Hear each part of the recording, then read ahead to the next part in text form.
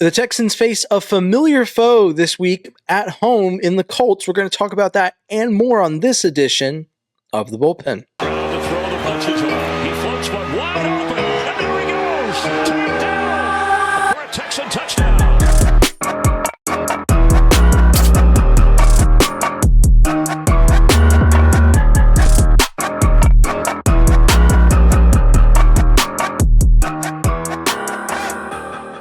Hello and welcome to the Bullpen. I am James Roy, and as always with me is Tom Chavarria. Tom, how are you doing today? I'm doing pretty good. It'd be better if the Rockets figured out a way to get a dub tonight. It was not. It started out great. There were highlights, but in the end, it was a low light. It's an 82-game season, so I'm not stressing. I'm still blessing, as Houston Stressins would say.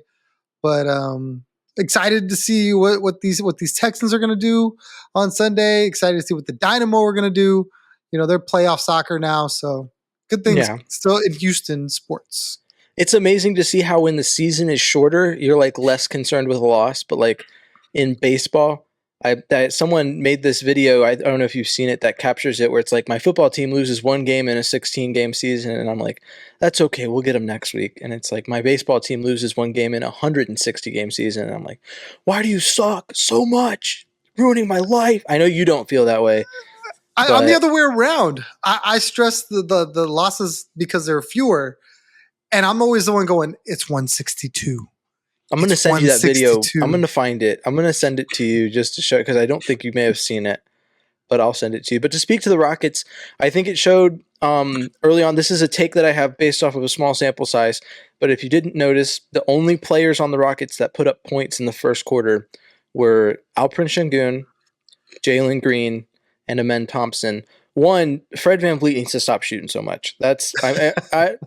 I don't know. Maybe I'm just watching the box score. I didn't get a chance to actually sit down and watch the game. I was following it on the Real Sports app. Highly recommend that. That's a really good app. But it just seemed like Fred. And towards the end, I thought he was going to hero ball it and like bring us back in. He had a couple shots late that I was like, oh, Fred VanVleet came to play. But what I get from that, and I'm going to make a hot take just based off of that one quarter, which is that the three most important pieces of the Rockets young core is Jalen Green, Alperen Şengün, and Amen Thompson. Every other piece, especially Jabari Smith Jr., and I would love to change my mind on this, but I feel like if there's one piece that needs to be traded in order to make every team forms their young core, and eventually, unless you're the Golden State Warriors, makes a trade for another player that cements the contender status.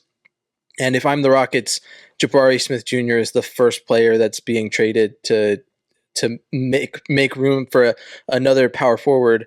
As much as I like him as a backup center to Alperen Şengün, a lot of times I feel like when he plays the five, he plays really well. But and like I said, box score watching, you don't really get a look at the defense side, so I might be wrong there. But just from following on the Real app, I was like, man, I need more from Jabari Smith Jr. But there's still that window where he's a lottery pick, and you think maybe you could sell teams on him. I don't know. Am I wrong on that?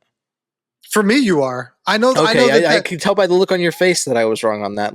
Explain it. For me, he's Derek Stingley Jr. and I don't understand why people are out on Jabari. And it's like you have an entire team full of guys that aren't old enough to buy drinks at the bar, and he's one of them, and he's one of the younger ones, and maybe we should let this kid develop. Jalen Green, last year, everybody wanted him gone.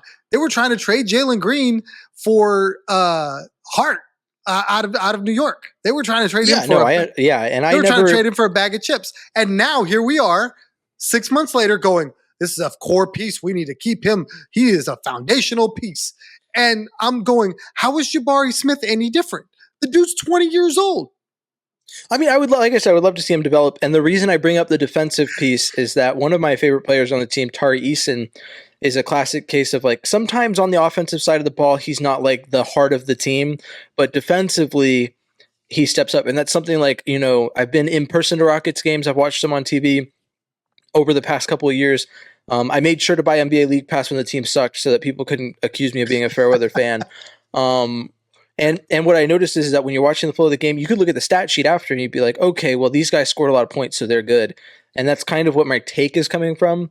But obviously there's a defensive side to it, and I think Tari Eason is a prime example of a guy who, game in and game out, regardless of what his production looks like, on the stat sheet for the most part, he's contributed defensively on the floor. Or Dylan Brooks is another example of a guy who steps up and plays defensive basketball, and you can't really there are stats that quantify that, but if you're watching the stat sheet, you're probably not seeing them. So that's all I'll say about that. I mean, I did want to touch on the Rockets game since I'm wearing my Rockets hat. I was a little disappointed. At day of recording was opening day. We just watched them lose to the Charlotte Hornets, but my brother-in-law is a Spurs fan. So I'm hopeful that we win that game so I can brag about that. And then my other brother-in-law is a Mavericks fan. I really know how to marry into a family of diverse variety of Texas basketball fans. To speak to that real quick, and then we'll talk Texans because of course. I feel like this needs to be said. That's why I said and more at the beginning instead of just and more and more. No, go ahead. For me, it's Dylan Brooks is the guy that's got to go. I understand what you're saying, but you just kind of made my point that Tari Eason is the perfect replacement for Dylan Brooks, and you don't have to pay him $20 million. He's light years younger. I think Jabari Smith is the unicorn that is like, okay, I can play him 5, I can play him 4, I can play him 3, and I lose nothing. And he's going to play defense. He can shoot the rock. He can post up. He's got a midi. You know, like these are things that you don't find in one guy. You find them in 3 guys. And the fact that people are out on Jabari Smith because he's not lighting up the score sheet or he's not this flashy guy, it just blows my mind. I mean, it's kind of the argument that Derek Stingley Jr. had, a highly touted first-round pick, number 3 overall. He wasn't lighting up the stat sheet. He didn't lead the league in interceptions. This other guy did. So this is the shiny penny. 2 years later, we're having a totally different conversation. Yeah, and I'll get in my one last pip before we move in. Tari Eason, I love your Tari Eason point because the 2 things that I like about Dylan Brooks, great defender and enforcer attitude. You know, right? If we look at Indiana Fever, the biggest qualm they have at the WNBA level is that Caitlin Clark doesn't have an enforcer. I like having an enforcer on the team, someone who I know when things go sideways, they're stepping up and they're doing what they need to be the attitude of the team. And I feel like Tari Eason can be that. I feel like he is a better in a lot of ways than Dylan Brooks and has the potential to develop and has the enforcer attitude that not to the same level, but enough that I feel comfortable with him as a replacement. So I do agree with you on that point. Let's talk Texans. Let's get into it. The Texans play the Colts, familiar foe, coming back home, wearing just a normal home uniform. We're saving the alternates for a better matchup, I guess. I don't know. It's Anthony Richardson again this time. I honestly had my doubts that he would make it to this matchup, and I'm pretty sure he missed 2 or 3 games between the last time the Texans played the Colts and now. So let's get into it. Let's talk about it. And we'll approach the offensive side of the ball first. CJ Stroud, 85 yards last week. Not a great game. If you look at Anthony Richardson's stat line last week, very comparable to what CJ Stroud put up last week. Do you think that's a product of the teams the Texans have faced, or do you think in this Colts game and do you think in this Colts game that it will look different because this is a Colts team that is not quite the same caliber of defense as the teams that have made CJ Stroud look that way? I feel like there's a number of reasons why they're going to be better. I think it'll look different. Like you said, familiar foe. I definitely feel like they've got tape. They know what the Colts want to do, how they want to attack them. I think they know how they want to attack the Colts. I think that helps as well. Houston Stressens pointed it out, I want to say yesterday, the day before, that recently the Texans have faced like 3 of the top defenses against the quarterback, as far as things of that nature, pressures, stuff like that. So Indy, while good, is not that. I believe that helps. And I feel like this team has always responded. Last year they did. This year they did. So I do believe coming off a loss that is going to bother them because it was a game they could have had, I think they're going to respond, and you're going to see better offensive line play. You're going to see just a sharper team in general, trying to avenge a loss. And then people are going to question, where was this team in Green Bay? Pretty much. And I mean, I feel for you on that. And as much as me, I'm the first one, win or lose, to find something to complain about. But like that's in the past. It's a 17-game season. This team has Super Bowl aspirations. They can reach it. They just need to develop over time. So this is another step in the journey where they can show against a team that they should perform against that they can. And that brings up, the run game is obviously, I don't really want to spend a lot of time talking about that. This is a Colts team that has one of, if not the worst run defenses in the league. It'd be concerning to me if Joe Mixon and Dameon Pierce didn't each have the kind of game they had against the Patriots. But I'll look at the receiving room. This is a room that, Stephon Diggs put up 23 yards. Granted, like I said, we can go back to the root cause. We can go to lack of pass pro makes CJ have to throw on the run, makes less yards for the receivers to receive, means that one missed opportunity, like say, dropping a touchdown in the end zone, sticks out like a sore thumb because there's just not a lot to go on. And so a lot of people are really harping on Tank on that. What do you think? What do you foresee from the wide receiver room in this game, given that they'll likely have more opportunities to show out? I don't believe they will. I think you kind of made a point that Indy has a terrible run defense. So I imagine the prescription to beat this team is to run the rock. I don't think we're going to see CJ throw the ball 35 times. I think if we do, that's a problem because that'll mean that Joe Mixon and Dameon Pierce didn't get off. Well, maybe I misspoke. Okay, maybe it's not quantity, it's quality. Better quality, because this is the Colts defense that is not like a lockdown pass defense. Is it like the receivers, even though Nico Collins isn't there, should have the opportunities in quality. And so with that in mind, how do you foresee this game going for the receiving group? I feel like, there's going to be more opportunities. I think CJ is going to have more time. He's going to be able to, present better balls to some of these guys. When you look at the pass that Dalton Schultz got, that was behind him, the ball that everybody feels the Tank should have caught was in the ground.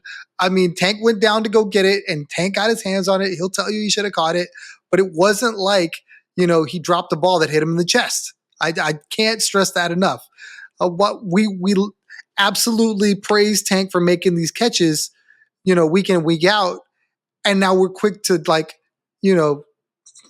go after him when he doesn't make these catches, not realizing that these catches are not the one the week prior and then the one last week. Those are not ones that are like highly, I don't know if there's a stat for that, but I'm sure there is. But it's like catch probability. I think that's like a next gen stats thing. Yeah, but I don't know what that is. But I guarantee you, it's not high. And that's not on Tank. Tank tried to go down there and get it. So why people are making videos saying you can't walk around town, Tank? Like, that was the dumbest stuff I ever saw. Tank, I feel like, is a cumulative issue where I think, and hear me out here, right? Over the course of this offseason, we had conversations where people would use the cop-out, oh yeah, the wide receiver room is 1A, 1B, 1C. And then when asked to rank it, I was surprised. There's a lot of people that put Tank Dell as a top receiver. They thought he should be wide receiver 1 in the room. And I think that the progression of things last season and in through this offseason did not really indicate that. And so there was a lot of fanning out. And I mean, I'm guilty of it. I like Tank Dell as a player, and I want him to do well. But if you asked me, I told you all offseason, Nico, Stephon, Tank. That was the wide receiver room. Tank Dell is a wide receiver 3 who on other teams would definitely rank a little higher on the depth chart. But he is still that right now. And that's not what he was the first 7 weeks of last season. That's just where he's at right now. So like I spoke to earlier, this is a progression. Over the course of this season, you'd expect to see it get better. This is the kind of matchup where you see people get right, because this is a team where you should get right against it. You should build your confidence against teams like this. And speaking of building confidence, we'll get into the next topic. The offensive line obviously did not have a great go of it last week. This is the kind of game where you see them get right, and I would suspect they'll do pretty well run blocking, all things considered. How do you feel about this group going into this game, and how important is it that they do get that? Do you think that there's any chance that they don't get right in this game? Well, I think D'Amico's comments in his midweek presser would probably instill a little fear into some of those guys because they asked him at length what he thought needs to happen for this offensive line, whether it's personnel, whether it's scheme, and he said everything was on the table. So, I mean, when you hear that, I don't know about you, but for me, that's kind of like at your job when they say layoffs might be coming, you start to check yourself and go, am I that guy? Is he talking to me? Is this something I need to be concerned about? So I imagine everybody is going to tighten the screws a little bit because he laid it out there, said we could do a lot of things, and I'll be interested to see what happens. Kenyon Green has become the punching bag for the room. He's the worst, this and that. PFF says this, and I don't necessarily subscribe to PFF like some people do. Some people make it the be all end all, and I think they're subjective a little bit. I don't know. You and I both know that PFF just confirms the film, and if it doesn't, then you can't use it as your sole source. I mean, a lot of people do. A lot of people do, and for me, I can't do it. I try really hard to see what's going on within the play and stuff like that. Okay, a tackle was missed and he ran through that gap. That means Kenyon Green failed. Like, well, why did he fail? Like, okay, did he slide over? Was he protecting something else? Did somebody step on him? I don't know. Now, I did briefly, I did do the PFF analyst course briefly and have a little bit of understanding of what they're looking for. And so it is pretty, they rely on you as a PFF analyst to be pretty quick, but also detailed. So there's certain metrics they look for, like, was the person blocked before they hit before they got in and tackled? And then they look at who was responsible. There's more to it. And generally speaking, I feel like it's pretty reliable, but like there's times where you see a PFF score and you're like, that does not reinforce what I saw. So, and in judging by how PFF is hiring analysts, like they're trying to get people who can get through a class, and I could trust there's some people that could get through a class that maybe are not people I would be trusting to be making that decision on the tape. But the NFL games are done by their highest level analysts. So generally speaking, like I said, I don't not like PFF. I just think it should be supported by what you saw in the film. And there's times where it's not. But to speak to the Kenyon Green thing, I mean, I'm down to see Kendrick Green in there. If you look, you spoke to D'Amico's comments, but if you follow Cody Stutes, or if you looked at people that were at practice early in the week, the offensive line didn't change in terms of personnel that ran with the ones in the media portion of practice. So maybe there's not a change. Maybe, like we spoke to last week, maybe there's some sort of an adjustment in the communication piece between the quarterback and the line. Maybe Bobby's going to work on trying to simplify or rework the scheme in a way that makes it easier to follow. But I trust that with this Colts defense, I mean, DeForest Buckner's supposed to be back potentially. So it could be a slightly tougher matchup than it was before, but all things considered, I think this is a get-right game for the offensive line, and just like Joe Mixon, how I expect him to perform. Anything less than that would be disappointing. Granted, the offensive line's not a stranger to disappointment this season, so we'll see how it goes. Looking towards the defensive side of the ball, we always kind of have this conversation with Anthony Richardson where it's like, okay, Anthony Richardson's the quarterback. What's the assignment? Do you expect to see less sacks and less all-out pressure this week due to the change in assignment for the pass rush? Absolutely. I think anytime you have a mobile quarterback, the primary function should be to contain him in the pocket, to make him, if he is going to be a runner, up the middle of the field so that you can support, your defenders that way. I think the Texans did a really good job of limiting him. He had 6 carries for 56 yards game 1. While that doesn't sound sexy, I feel like he probably on a lesser team goes for 100. Like, there are runs that I think he's going to break eventually, where he's going to look like some of the more prolific guys. He's going to look like Lamar. He's just built like that. So for the Texans. The more that they can keep him as a passer, I think the better. And in order to do that, you maybe don't, bring crazy blitz packages. You maybe don't bring your edges, and you just kind of, contain that sort of way, spy, things of that nature. So I would assume that's going to be the plan. They did a really good job on him week 1, I think.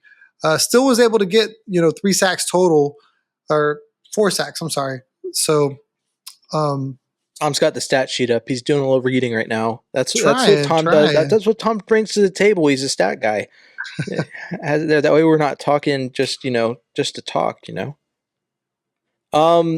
As far as the Colts offense goes, I really only have 2 other questions. And the other one, I'll start with the Anthony Richardson question, which is this. I've talked about it recently, but I want to know what your thoughts are on it. Do you think – so the Colts have played Joe Flacco at points this season. Do you think the Colts are a better team with Joe Flacco or a better team with Anthony Richardson at this point? It's a really tough question because, I think, yes, in the here and now, a veteran who's been through the wars, who's, his internal clock is right, who can wait that extra second to make a play, is always going to be better just because that's experience you can't replicate other than doing it. But I think in the long run, you need Anthony Richardson in these ball games. You need to see if he can become that guy. And all the measurables there, the physical stuff's there.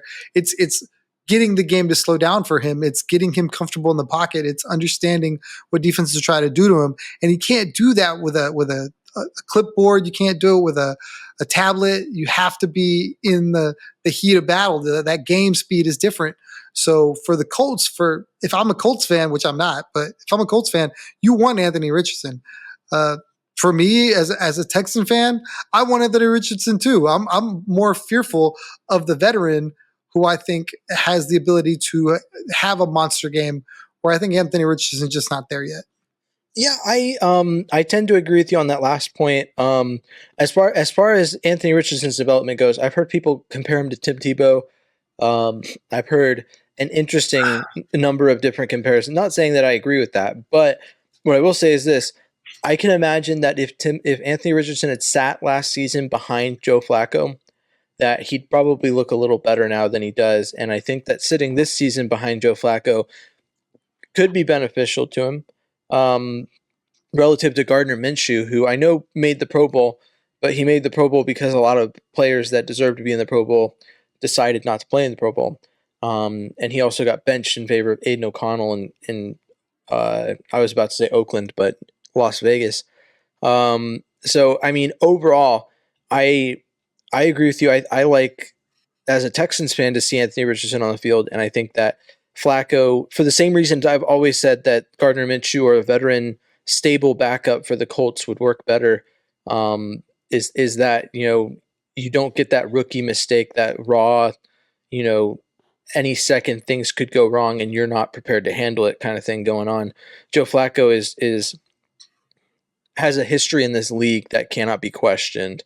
And you can look at and you can say that those Ravens defenses carried him or whatever, but I think that obviously he's shown with the Colts that he can put up the stats. And that does prove the point. The Colts defense is so bad that Joe Flacco had a really good couple games and couldn't quite draw the victory out consistently from the Colts. But I agree with your point. And last question about the Colts offense.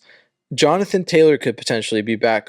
How do you feel about this Texans run defense? The addition of Devin White, who may or may not play a whole lot this week, depending on how comfortable he gets with this defense. But how do you feel about this team? Toa is back, being able to play, because I feel like the Texans defense has always been strong against the run. But how do you feel about that? I know that he's back practicing as far as Toa. I didn't know if he was going to play this week. Yeah, it's not for sure that he's going to play this week. I think he was questionable last week and ended up getting sent down as a game time decision or something like that. But this week he could play. It's not for sure. Obviously, the linebacker room is going to be huge. Not to take anything away from Jake Hansen or Neville Hewitt, because I think they did very admirably in filling in. But you really need guys like Toa and Aziz and one day, maybe soon, Christian Harris. I don't know, but I think the defense has done a fairly decent job on the run all season long. To matter the team, they did a really good job week 1 with the Colts with a Jonathan Taylor there. So I'm hoping that a repeat performance in their building is the game plan. That's really going to set them up for success. If Jonathan Taylor can get going, then you have to figure out who you want to stop, and that's when you get run pass option, and now you get Anthony Richardson running the football, and it's just a nightmare. If they can contain Jonathan Taylor, then you make Anthony Richardson a passer. They're behind the sticks, as they like to say, and you can go get them. So I really hope that the Texans can repeat what they did week 1 and just keep those guys in check. Yeah, and I mean, even week 18 last year, Jonathan Taylor lit up the Texans defense that had been a top 5 run defense the whole season. So, I mean, the Colts' biggest hope to getting Anthony Richardson the opportunities he needs to look good as the quarterback that he is Jonathan Taylor not only playing, but playing really well. And I think this Texans defense is well equipped to bring that to a stop. Now we're at the point of the show where we give our score predictions. Tom, I know I've been very clear that in divisional games, I'm probably not going to be like super far apart on this score, but I'm interested to see what you're going to give. Last week was the first week that you ever predicted against the Texans. I don't anticipate that'll be the case this week, but what is your score prediction for this matchup? I think division matchups are always close. As much as I would like to say that the Texans should run away and hide in this game, I do feel like Indy is going to put up a fight. I think it's going to be 27-20. It won't necessarily be in question, but it'll be closer than most people think. Yeah, you're pretty close to me there. You gave the Texans a few more points than I did. I went 24 to 20. But I mean, yeah, it's a division game. It's tough to say something like 31 to 10 or whatever you want it to be. I'd love to see it, but it's just not ever going to be something I predict. That's just like people always get mad at me. They're like, "Why do you predict a 3-3 record in the division? We're so much better." And I'm like, "Well, it's the division, so that's that." But with that, since it's a close score, we'll probably get a pretty good storybook ending out of this one. I would hope. And in the interest of Hollywood, I don't believe this will happen. This score comes probably with the Texans being in the lead and the Colts making it look closer than it is, in my opinion. But in the interest of a nice storybook ending, we'll start at the point where the Texans get the ball with 1:45 seconds left, and they are down 20-17, and they need to get down the field. And Bobby Slowick has learned from his mistakes, and D'Amico, they've decided they're all in or all out. And so they very evidently from the start of the drive are not looking to settle for a field goal. They're pushing the ball. Obviously, they're still turning to Joe Mixon on early downs because he has been tearing the Colts up so far with, almost 200 yards rushing. It's a wonder the Texans are down in this game with as good as Joe Mixon has done, but it's happened before. It happened last week. So CJ Stroud eventually starts working his magic. He's got his confidence back. He's getting his stride. The clock ticks under 1 minute. The Texans are in field goal range, and that's when you start to get the impression you're like, okay, well, the Texans aren't settling for a field goal. They're not like taking a knee. They've stopped running the ball. They've started creatively using their timeouts, and eventually they move down the field, and they end up going and throwing a touchdown to Tank Dell over the middle on a nice cross route, similar to the one that he dropped against Green Bay. It's going to be like a tough catch, not the easiest thing to get. And then they kick the extra point, and they're up 24-20. And that's what I've got. I felt like it was going to be more magical when I started it. It's just kind of like, I don't know. It's a win, and that's what I'll take. I mean, this is the kind of game where the Texans go into this, and if they have a bad game and win, you'll probably hear from me. But I mean, a win is a win, as I learned from Tom. Probably not. Definitely hear from me about it and every single part of it that I didn't like. But yeah, that's my storybook ending, and I'm sticking to it. Tom, do you have any final thoughts on this game before we bring this thing to a close? No, sir. I think they're going to go in and handle business, and we'll nitpick, I'm sure, but I think we'll be very satisfied with the win. Yeah, 100%. I'm looking for a clean win. I like I've said before, I don't need CJ Stroud to throw for 400 yards or whatever. I don't need it to be like flashy. I just need like 190 yards, 2 touchdowns, no interceptions. Take care of the football.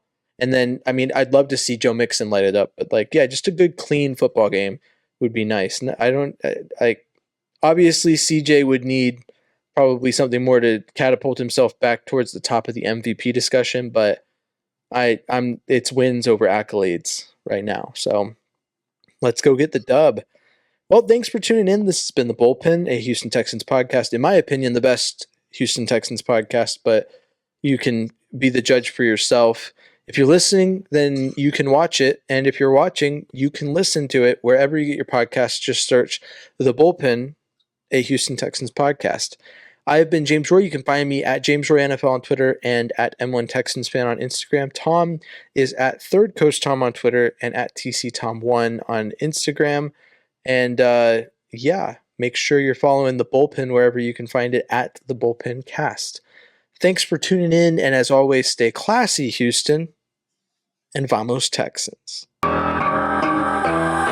Thanks for tuning in to The Bullpen, a Texans podcast. Please like, comment, subscribe, and follow along for more Texans talk from The Bullpen.